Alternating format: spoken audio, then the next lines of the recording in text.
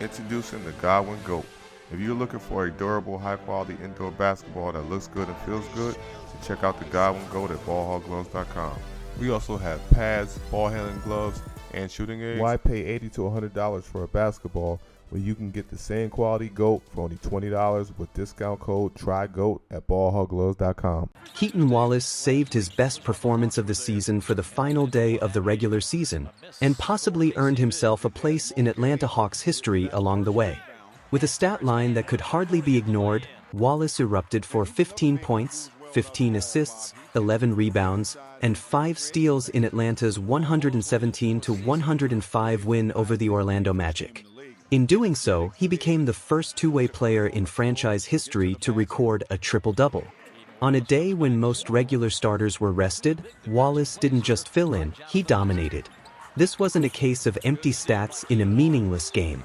Wallace set the tone with his relentless energy and feel for the moment. His command of the floor was evident from the opening minutes. Despite shooting just 7 of 20 from the field and 1 of 7 from deep, Wallace never stopped pushing the tempo, creating for teammates, and scrapping on the defensive end. His 5 steals weren't lucky pokes. They were the result of anticipation, pressure, and discipline. Whether it was picking off lazy passes or digging down into post mismatches, Wallace disrupted Orlando's offensive rhythm repeatedly. More impressive was his ability to orchestrate Atlanta's offense. With Trae Young and other veterans sitting out, Wallace stepped into the lead guard role and delivered 15 assists while only turning the ball over 3 times. That level of efficiency and poise is rare from a player with limited NBA experience. He consistently found cutters, hit shooters in their pockets, and navigated pick and rolls with confidence. Terrence Mann, who scored a team-high 19 points, thrived off Wallace's playmaking all night. Wallace's rebounding was equally impactful. He pulled down 11 boards, often crashing from the perimeter to clean up misses or start fast breaks. For a 6 feet 3 inches guard, that kind of activity on the glass speaks volumes about his motor and court awareness. What makes this performance so noteworthy is how it contrasted with his season averages. Entering the game, Wallace was putting up 5.4 points, 1.6 rebounds, and 2.6 assists per game on 40.1% shooting. Those numbers don't jump off the page, but Sunday proved that given the minutes and the ball in his hands, he can deliver at a much higher level.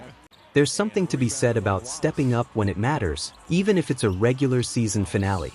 This wasn't just a spot start, it was a showcase. Wallace didn't just run the offense, he energized the entire team. His confidence never wavered, even after a few missed shots. He stayed aggressive, trusting his reads, and making the kind of two-way plays that win games. And now, with the play-in matchup looming against this same Magic team, Wallace has put his name in the conversation for a rotation spot going forward.